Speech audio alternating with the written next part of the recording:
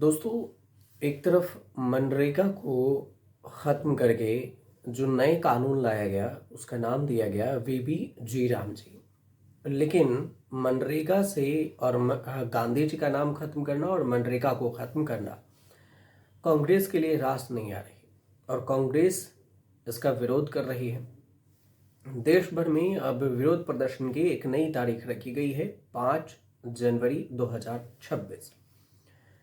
इसमें राहुल गांधी, इधर से मल्लिकार्जुन खड़गे, विपक्ष के तमाम नेता, इंडिया गठबंधन के तमाम नेता इसका विरोध करने के लिए सड़क पर उतरने हैं और ये देशव्यापी मनरेगा बचाओ आंदोलन शुरू करने की घोषणा कर रहे हैं। और इस बात की चर्चा इंदिरा भवन में जो CWC की बैठक हुई है उसमें लिया गया है कांग्रेस पार्टी की तरफ से कि सभी विपक्षी दल साथ में आएंगे और मनरेगा को लेकर विरोध करेंगे, मनरेगा बचाने के लिए। मनरेगा को लेकर मल्लिकार्जुन खड़गे का कहना हुआ कि मनरेगा सिर्फ एक योजना नहीं बल्कि संविधान द्वारा दिया गया काम और अधिकार है, जो कि कोरोना महामारी में इसका जीता जागता सबूत है कि किस तरह से रोजगार और आजीविका दी थी। तो अगर मनरेगा नहीं होता तो लाखों लोगों की जान तब जा सकती थी। ये सीधे तौर से मल्लिकार्जुन खड़गे का ये बयान है। उन्होंने ये भी कहा कि जो पूर्व प्रधानमंत्री डॉक्टर मनमोहन सिंह और कांग्रेस के नेता सोनिया गांधी की ये दूरदर्शिता का परिणाम है कि संसद में कैग समेत कई एजेंसियों ने इसकी प्रभावशीलता को स्वीकार किया है। इसी को लेकर राहुल गांधी ने भरोसा जताया कि इस मुद्दे पर पूरा विश्वास के साथ पूरा विपक्ष एकजुट होंगे।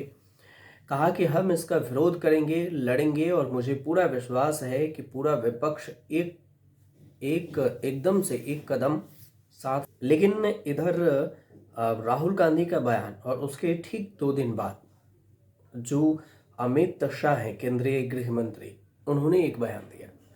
उनके बयान को विस्तार से बताएंगे कि उनका क्या क्या कहना है राहुल गांधी पर कटाक्ष करते हुए। उनके बयान का पूरा विश्लेषण बताएंगे आपको। लेकिन उससे पहले आपको एक चीज़ बता दें कि उनका जो सीधे तौर से बयान है कि राहुल बाबा आप थकिए मत, अभी तो और हारना बाकी है। मतलब और भी कई सारे ऐसे बिल हैं जिसको लेकर इस बिल पे काम होने बाकी है। तो कांग्रेस पर अमित शाह का सीधे तौर से तंज है और अमित शाह ने यह भी कहा है कि बीजेपी के जीत का कारण उनके सिद्धांत हैं जिससे जनता जुड़ी है। वहीं कांग्रेस ने राम मंदिर हो, सर्जिकल स्ट्राइक हो, एयर स्ट्राइक हो, बांग्लादेशी घुसपैठियों को हटाने का काम हो, काशी के नए मंदिर, धारा 370 हटाने, 3 तलाक समाप्त करने और कॉमन सिविल कोड UCC लागू करने जैसे बड़े फैसले का विरोध किया है।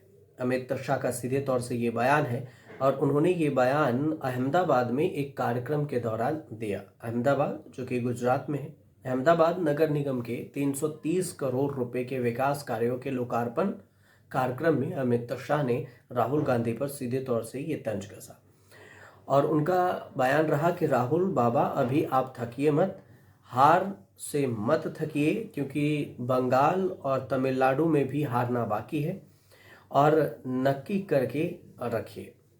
और उन्होंने ये भी कहा है कि 2029 में फिर से एक बार PM जो प्रधानमंत्री नरेंद्र मोदी बनेंगे, उनके नेतृत्व में बीजेपी की सरकार बनेगी और उसकी वजह बीजेपी के सिद्धांत हैं जिनसे जनता जुड़ी हुई है।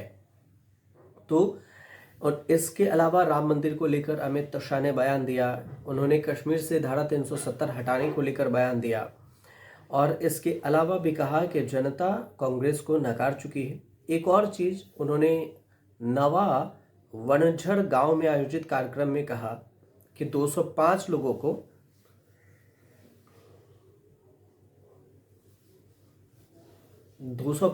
को जमीन के मालिकाना हक के प्रमाण पत्र सौंपे हैं। और इस वजह से देखें तो साबरमती नदी के किनारे स्थित जो वनझड़ गांव है वहां पर रहने वाले लोग हैं उनके लिए सहूलियत होगी। 1973 की जो भीषण बाढ़ है उसमें उन्होंने अपने ज़मीन को और सामान को, उन्होंने घर को गंवा दिया था और इसलिए उसे फिर से बसाया जा रहा है। इसके अलावा उन्होंने कहा कि करीब करीब 15 लाख लोगों के यहाँ पर पैदा होने की जो सीवेज है उससे निपटारा भी मिलेगा।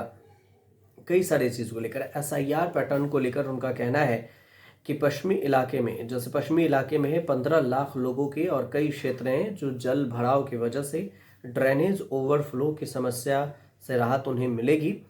और इसके अलावा उन्होंने ये भी कहा है कि जो सरकार ने समय से पहले इस चीज़ को स्वीकार कर लिया है और एसआईआर को समझने में राहुल गांधी लगे हुए हैं कि एसआईआर ज़रूरी क्यों है, लेकिन ये सरकार पहले समझ चुकी है और इसी वजह से सरकार इस पर काम कर रही है। लेकिन राहुल गांधी अब एसआईआर को समझ ही रहे हैं, स्पेशल इंटेंसिव जैसी चीज़ों को अभी समझने की कोशिश कर रहे हैं और ये समझने की ज़रूरत है, उन्हें समझना चाहिए जो उनके बस की बात नहीं है और वो ठीक से समझ नहीं पाएंगे।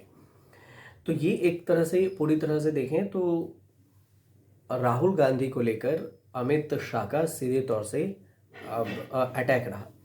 एक तरह से और भी देखें तो जो बीजेपी सरकार के खिलाफ अरावली मुद्दे को लेकर भी जो कांग्रेस है वो हमलावर है। तो अरावली पर भी जो कुछ छात्र हैं, ऊपर से गुजरात, राजस्थान, हरियाणा, दिल्ली तक में विपक्ष के नेता हैं, वो अरावली को लेकर विरोध प्रदर्शन कर रहे हैं। जेएनयू में विरोध प्रदर्शन चल रहा है, जंतर मंतर पर कुछ लोग जो विरोध प्रदर्शन कर रहे हैं, राजस्थान में विरोध प्रदर्शन कर रहे हैं कि अरावली बचाओ। सरकार कह रही है कि 100 मीटर से ऊंची पहाड़ियों को हम काटने की, जो तोड़ने की जो अनुमति थी उसको हमने रद्द कर दिया। तो कहीं पर कई सारे कन्फ्यूजन है जिसको लेकर सरकार के फेवर में विपक्ष भी नहीं है और विपक्ष है कह रही है अरावली तोड़कर सरकार अमीरों के हाथ में देना चाहती है। तो जो सरकार ने ये मर्फी का जो लॉ दिया था सुप्रीम कोर्ट में, मर्फी का लॉ क्या है हमने एक वीडियो में आपको बताया था अरावली वाला में, तो उसमें आप समझ सकते हैं। लेकिन मर्फी लॉ क्या है इसको लेकर एक लाइन में समझिए कि जो पहाड़ियाँ 100 मीटर से ऊंची है उस पहाड़ियों को नहीं तोड़ा जा सकता, 100 मीटर से नीचे के जो पहाड़ियाँ हैं अरावली की उसको तोड़ा जा सकता था। इस सिद्धांत को सुप्रीम कोर्ट में केंद्र सरकार ने जब लॉजिक दिया तो केंद्र सरकार के इस आवेदन को सुप्रीम कोर्ट ने स्वीकार किया और उसके बाद इस पर बातचीत हुई और इसी पर सवाल उठा, विवाद उठा। लेकिन अब जब विरोध हो रहा है तो कांग्रेस की तरफ से भी विरोध हो रहा है, विपक्ष भी कर रही है कि अरावली को तोड़ने से जो उत्तर भारत है उसको काफ़ी नुकसान होगा। रेगिस्तान बनने की वजह आज तक नहीं बनी है, इसकी वजह है अरावली। अरावली की पहाड़ियाँ जो उधर से धूल मिट्टी आने वाली है उसको रोकती है, हिमालय तक पहुंचने के जो धूल के कण हैं उसको पहुंचने में रोकती है। तो कई सारे सवाल हैं जिसको लेकर अभी भी जवाब ढूंढा जा रहा है। लेकिन विपक्ष दो मुद्दों को लेकर केंद्र सरकार पर सीधे तौर से अटैक में है, एक अरावली और दूसरा मनरेगा को लेकर। अब आने वाले समय में देखना होगा कि मनरेगा कि क्या, जैसे 3 कृषि कानून सरकार वापस ली थी और घुटने टेकने पड़ी थी, यू टर्न लेना पड़ा था, तो क्या मनरेगा को लेकर सरकार यू टर्न लेती है या फिर नहीं। अगर इस पर कुछ होगा तो हम आपको ज़रूर बताएंगे। फिलहाल ये जो जानकारी थी अगर आपको सही लगे तो आप हमारे चैनल से जुड़िए, सब्सक्राइब जरूर कर लीजिएगा।